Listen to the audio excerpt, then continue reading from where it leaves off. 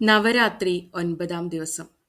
നവരാത്രി 9-ാം ദിവസം നാം ആരാധിക്കുന്നത് സിദ്ധിദാത്രി ദേവിയാണ്. ഭക്തന് എല്ലാവിധ കഴിവുകളും സിദ്ധികളും നൽകി അനുഗ്രഹിക്കുന്ന ദേവിയാണ് സിദ്ധിദാത്രി.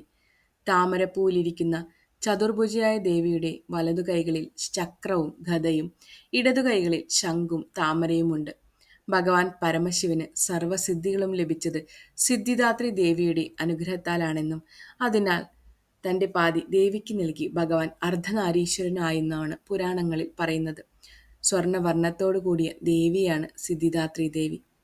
സിദ്ധിദാത്രി ദേവിയെ നാം ആരാധിക്കുമ്പോൾ സർവ്വസിദ്ധികളും നമ്മിലേക്ക് വരുന്നു, അല്ലെങ്കിൽ ദാനമായി ലഭിക്കുന്നു എന്ന് പറയപ്പെടുന്നു. സിദ്ധിദാത്രി ദേവിയുടെ പേരിൻ്റെ അർത്ഥം തന്നെ ധ്യാനശേഷി അല്ലെങ്കിൽ അമാനുഷിക ശക്തി ഭക്തനിലേക്ക് ദാനമായി കൊടുക്കുന്ന ദേവി, നൽകുന്ന ദേവി എന്നാണ്. സിദ്ധികൾ പ്രദാനം ചെയ്യുന്നവൾ എന്നാണ് സിദ്ധിദാത്രി ദേവി അർത്ഥമാക്കുന്നത്. ദുർഗാപൂജയുടെ ഏറ്റവും പ്രധാന ദിവസമാണ് ഇന്ന് മഹാനവമി.